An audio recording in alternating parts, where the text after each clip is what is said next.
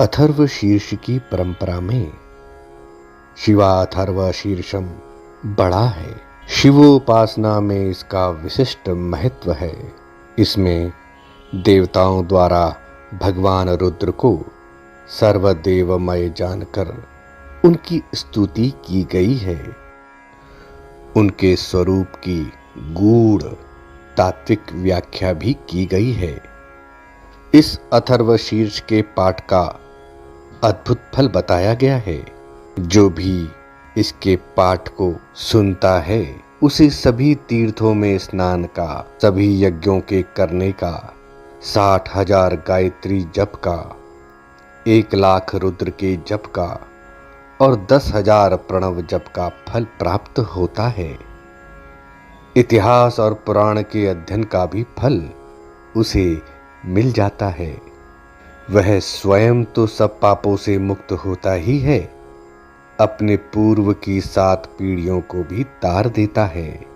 ओम भद्रं कर्णेभिः शृणुयाम देवा, भद्रं पश्येमा अक्षभिर्यजत्राः, स्थिरैरङ्गैस्तुष्टुवांसस्तनुभिर्व्यशेम देवहितं यदायुः। स्वस्ति नः इन्द्रो वृद्धश्रवाः, स्वस्ति नः पूषा विश्ववेदाः, स्वस्ति नस्तार्क्ष्यो अरिष्टनेमिः, स्वस्ति नो बृहस्पतिर्दधातु। ओम शांति शांति शांति। एक समय में देवगण घूमते घूमते स्वर्गलोक में गए और वहां जाकर रुद्र से पूछने लगे कि आप कौन हैं। रुद्र भगवान ने कहा, मैं एक हूं। मैं भूत, भविष्य और वर्तमान काल में हूं। ऐसा कोई नहीं है जो मुझसे रहित हो। जो अत्यंत गुप्त है, जो सभी दिशाओं में रहता है, वह मैं हूं। मैं नित्यानित्य रूप, व्यक्त रूप, अव्यक्त रूप, ब्रह्म रूप, अब्रह्म रूप, पूर्व, पश्चिम, उत्तर और दक्षिण दिशा रूप, ऊर्ध्व और अधो रूप, दिशा, प्रतिदिशा, पुमान, अपुमान, स्त्री, गायत्री, सावित्री, त्रिष्टुप, जगती, अनुष्टुप, छंद, गार्हपत्य, दक्षिणाग्नि, आहवन्य, सत्य, गौ, गौरी, ऋक, यजुः, साम, अथर्व, अंगिरस, ज्येष्ठ, श्रेष्ठ, वरिष्ठ, जल, तेज, गुह्य, अरण्य, अक्षर, क्षर, पुष्कर, पवित्र, उग्र, मध्य, बाह्य, अग्रिम, ये सब और ज्योति रूप मैं ही हूं। मुझको सब में रमा हुआ जानो। जो मुझको जानता है वह सब देवों को जानता है और अंगों सहित सब वेदों को भी जानता है। मैं अपने तेज से ब्रह्म को ब्राह्मण से, गौ को गौ से, ब्राह्मण को ब्राह्मण से, हविष्य को हविष्य से, आयुष को आयुष से, सत्य को सत्य से और धर्म को धर्म से तृप्त करता हूं। वे देव रुद्र से पूछने लगे, रुद्र को देखने लगे और उनका ध्यान करने लगे। फिर उन देवों ने हाथ ऊंचे करके इस प्रकार स्तुति की। ओम यो वै रुद्रः स भगवान् यश्च ब्रह्मा तस्मै वै नमो नमः। यो वै रुद्रः स भगवान् यश्च विष्णुस्तस्मै वै नमो नमः।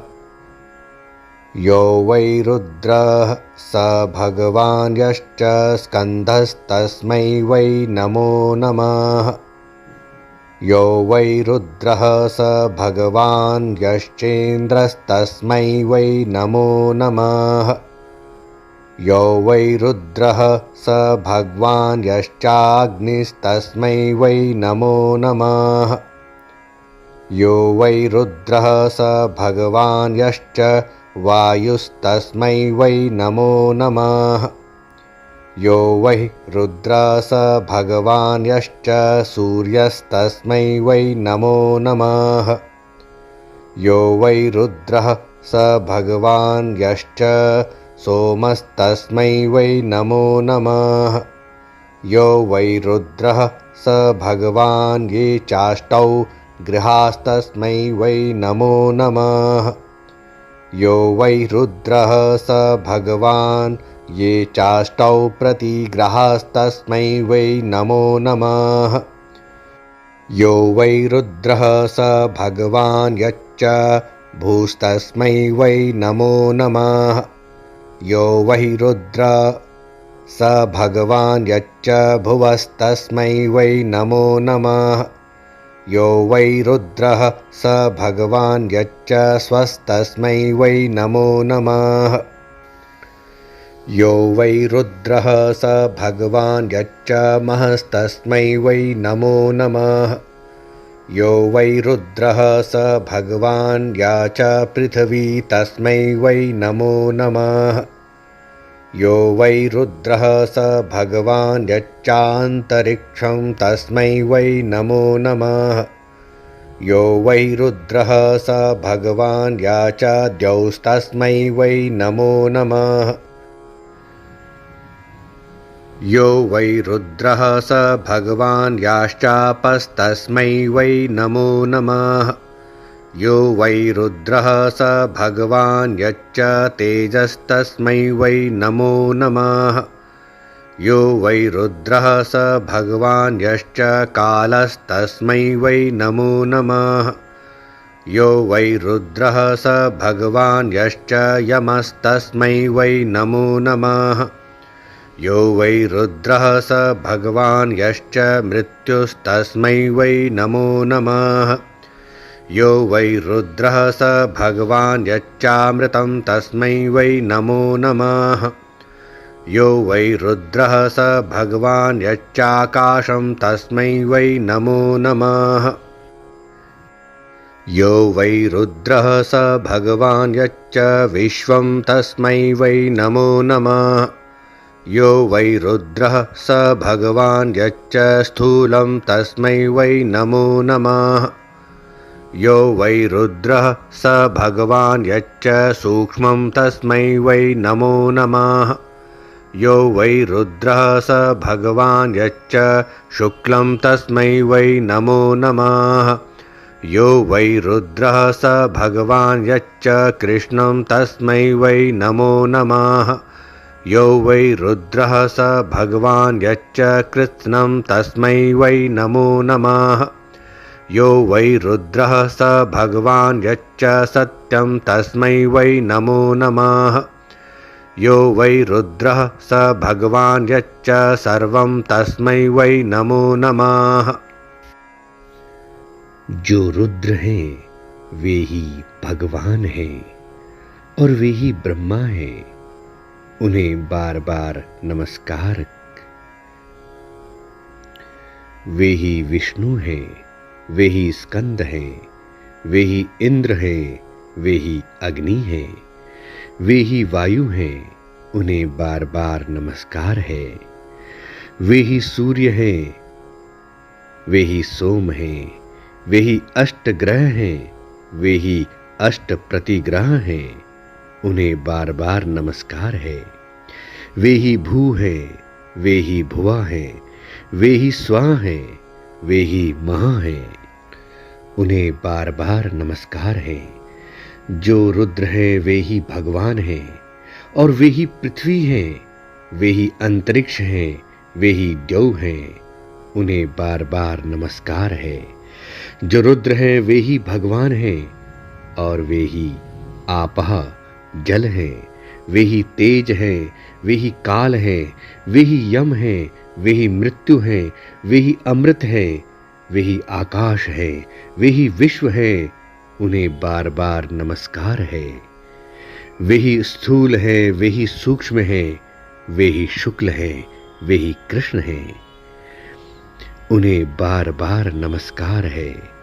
ये जो रुद्र हैं वे ही भगवान हैं और वे ही समग्र हैं, वे ही सत्य हैं, वे ही सर्व हैं। उन्हें बार बार नमस्कार है।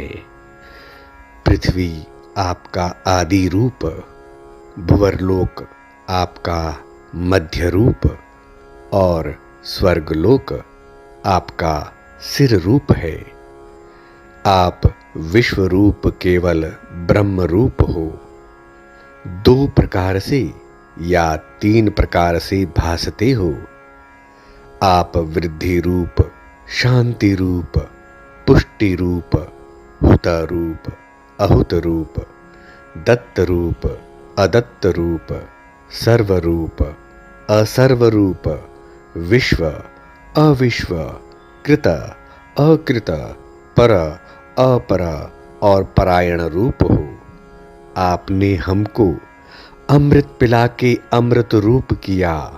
हम ज्योति भाव को प्राप्त हुए और हमको ज्ञान प्राप्त हुआ। अब शत्रु हमारा क्या कर सकेंगे? हमको वे पीड़ा नहीं दे सकेंगे। आप मनुष्य के लिए अमृत रूप हो, चंद्र सूर्य से प्रथम और सूक्ष्म पुरुष हो। जो यह अक्षर और अमृत रूप प्रजापति का सूक्ष्म रूप है, वही जगत का कल्याण करने वाला पुरुष है। वही अपने तेज द्वारा ग्राह्य वस्तु को अग्राह्य वस्तु से, भाव को भाव से, सौम्य को सौम्य से, सूक्ष्म को सूक्ष्म से, वायु को वायु से ग्रास करता है। ऐसे महाग्रास करने वाले आपको बार बार नमस्कार है। सबके हृदय में देवताओं का, प्राणों का तथा आपका वास है। जो नित्य 3 मात्राएं हैं, आप उनके परे हो। उत्तर में उसका मस्तक है, दक्षिण में पाद है। जो उत्तर में है वही ओंकार रूप है। जो ओंकार है वही प्रणव रूप है। जो प्रणव है वही सर्वव्यापी रूप है। जो सर्वव्यापी है वही अनंत रूप है। जो अनंत रूप है वही तार रूप है। जो तार रूप है वही शुक्ल रूप है। जो शुक्ल रूप है वही सूक्ष्म रूप है। और जो सूक्ष्म रूप है वही विद्युत रूप है। जो विद्युत रूप है वही पर ब्रह्म रूप है। जो पर ब्रह्म रूप है वही एक रूप है।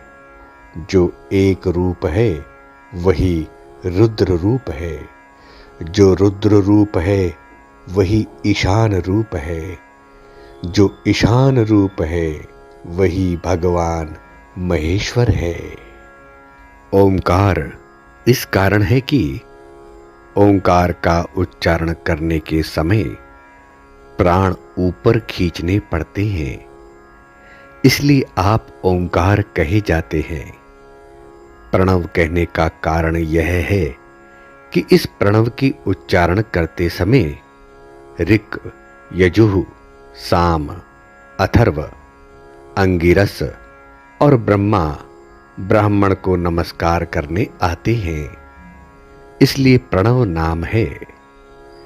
सर्वव्यापी कहने का कारण यह है कि इसकी उच्चारण करने के समय जैसे तिलों में तेल व्यापक होकर रहता है, वैसे आप सब लोकों में व्यापक हो रहे हैं। अर्थात शांत रूप से आप सब में ओतप्रोत हैं, इसलिए आप सर्वव्यापी कहलाते हैं। अनंत कहने का कारण यह है कि उच्चारण करते समय ऊपर, नीचे और अगल बगल कहीं भी आपका अंत देखने में नहीं आता, इसलिए आप अनंत कहलाते हो। तारक कहने का कारण यह है कि उच्चारण के समय गर्भ, जन्म, व्याधि, जरा और मरण वाले संसार के महाभय से तारने और रक्षा करने वाले हैं। इसलिए इनको तारक कहते हैं। शुक्ल कहने का कारण यह है कि रुद्र शब्द के उच्चारण करने मात्र से व्याकुलता तथा श्रांति होती है। सूक्ष्म कहने का कारण यह है कि उच्चारण करने में सूक्ष्म रूप वाले होकर स्थावर आदि सब शरीरों में प्रतिष्ठित रहते हैं तथा शरीर के सभी अंगों में व्याप्त रहते हैं।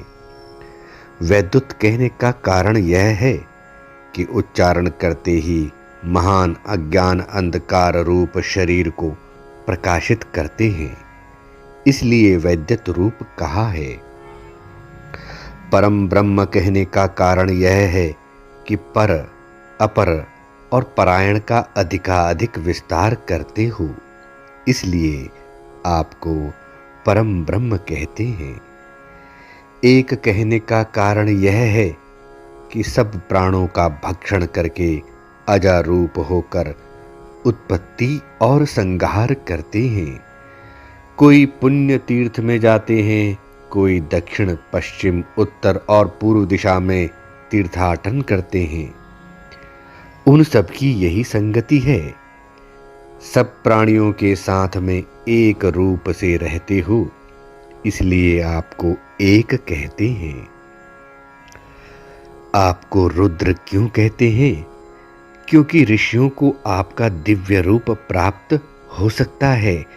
सामान्य भक्तों को आपका वह रूप सहज प्राप्त नहीं हो सकता, इसलिए आपको रुद्र कहते हैं। ईशान कहने का कारण यह है कि सब देवताओं को ईशानी और जननी नाम की शक्तियों से आप नियमन करते हो। हे शूर, जैसे दूध के लिए गाय को रिझाते हैं, वैसे ही आपकी हम स्तुति करते हैं। आप ही इंद्र रूप होकर इस जगत के ईश और दिव्य दृष्टि वाले हो, इसलिए आपको ईशान कहते हैं। आपको भगवान महेश्वर कहते हैं। इसका कारण यह है कि आप भक्तों को ज्ञान से युक्त करते हो, उनके ऊपर अनुग्रह करते हो और उनके लिए वाणी का प्रादुर्भाव और तिरोभाव करते हो, और सब भावों को त्याग कर आप आत्मज्ञान से और योग के ऐश्वर्य से अपनी महिमा में विराजते हो, इसलिए आपको भगवान महेश्वर कहते हैं। ऐसा यह रुद्र चरित है। यही देव सब दिशाओं में रहता है। प्रथम जन्म उसी का है, मध्य में तथा अंत में वही है। वही उत्पन्न होता है और होगा। प्रत्येक व्यक्ति भाव में वही व्याप्त हो रहा है। एक रुद्र ही किसी अन्य की अपेक्षा न रखते हुए अपनी महाशक्तियों से इस लोक को नियम में रखता है। सब उसमें रहते हैं और अंत में सबका संकोच उसी में होता है। विश्व को प्रकट करने वाला और रक्षण करने वाला वही है जो सब योनियों में व्याप रहा है और जिससे यह सब व्याप्त और चैतन्य हो रहा है। उस पूज्य ईशान और वरद देव का चिंतन करने से मनुष्य परम शांति को प्राप्त करते हैं। क्षमा आदि हेतु समूह के मूल का त्याग करके संचित कर्मों को बुद्धि से रुद्र में अर्पित करने से रुद्र के साथ एकता को प्राप्त होता है। जो शाश्वत, पुरातन और अपने बल से प्राणियों के मृत्यु पाश का नाश करने वाला है, उसके साथ आत्मज्ञान प्रद अर्ध चतुर्थ मात्रा से वह कर्म के बंधन को तोड़ता हुआ परम शांति प्रदान करता है। आपकी प्रथम ब्रह्मायुक्त मात्रा रक्त वर्ण वाली है। जो इसका नित्य ध्यान करते हैं वे ब्रह्मा के पद को प्राप्त होते हैं। विष्णुदेव युक्त आपकी दूसरी मात्रा कृष्ण वर्ण वाली है। जो उसका नित्य ध्यान करते हैं वे वैष्णव पद को प्राप्त होते हैं। आपकी ईशान देव युक्त जो तीसरी मात्रा है वह पीले पण वाली है। जो उसका नित्य ध्यान करते हैं वे ईशान यानी रुद्रलोक को प्राप्त होते हैं। अर्ध चतुर्थ मात्रा जो अव्यक्त रूप में रहकर आकाश में विचरती है उसका वर्ण शुद्ध स्फटिक के समान है। जो उसका ध्यान करते हैं उनको मोक्ष पद की प्राप्ति होती है। मुनि कहते हैं कि इस चौथी मात्रा की ही उपासना करनी चाहिए। जो इसकी उपासना करता है उसको कर्म बंधन नहीं रहता। यही वह मार्ग है जिस उत्तर मार्ग से देव जाते हैं, जिससे पितृ जाते हैं, और जिस उत्तम मार्ग से ऋषि जाते हैं वहीं पर अपर और परायण मार्ग हैं। जो बालक के अग्रभाग के समान सूक्ष्म रूप से हृदय में रहता है, जो विश्व रूप, देव रूप, सुंदर और श्रेष्ठ है, जो विवेकी पुरुष हृदय में रहने वाले इस परमात्मा को देखते हैं उनको ही शांति भाव प्राप्त होता है, दूसरे को नहीं। क्रोध, तृष्णा, क्षमा और अक्षमा से विरक्त होकर हेतु समूह के मूल रूप अज्ञान का त्याग करके संचित कर्मों को बुद्धि से रुद्र में अर्पण कर देने से रुद्र में एकता को प्राप्त होते हैं। रुद्र ही शाश्वत और प्राण रूप होने से अपने तप और बल से रस आदि सब प्राणी पदार्थों का नियंता है। अग्नि, वायु, जल, स्थल और आकाश ये सब भस्म रूप है। पशुपति की भस्म का जिसके अंग में स्पर्श नहीं होता उसका मन और इंद्रियां भस्म रूप यानी निरर्थक हैं। इसलिए पशुपति की ब्रह्म रूप भस्म पशु के बंधन का नाश करने वाली है। जो रुद्र अग्नि में है, जो रुद्र जल के भीतर है, उसी रुद्र ने औषधियों और वनस्पतियों में प्रवेश किया है। जिस रुद्र ने इस समस्त विश्व को उत्पन्न किया है उस अग्नि रूप रुद्र को नमस्कार है। जो रुद्र अग्नि में जल के भीतर औषधियों और वनस्पतियों में स्थित रहता है और जिस रुद्र ने इस समस्त विश्व को और भुवनों को उत्पन्न किया है उस रुद्र को बार बार नमस्कार है। जो रुद्र जल में, औषधियों में और वनस्पतियों में स्थित है, जिस रुद्र ने ऊर्ध्व जगत को धारण कर रखा है, जो रुद्र शिव शक्ति रूप से और 3 गुणों से पृथ्वी को धारण कर रहा है, जिसने अंतरिक्ष में नागों को धारण किया है, उस रुद्र को बार बार नमस्कार है। इस भगवान रुद्र के प्रणव रूप मस्तक की उपासना करने से अथर्वा ऋषि को उच्च स्थिति प्राप्त होती है। यदि इस प्रकार उपासना न की जाए तो निम्न स्थिति प्राप्त होती है। भगवान रुद्र का मस्तक देवों का समूह रूप व्यक्त है। उसका प्राण और मन मस्तक का रक्षण करता है।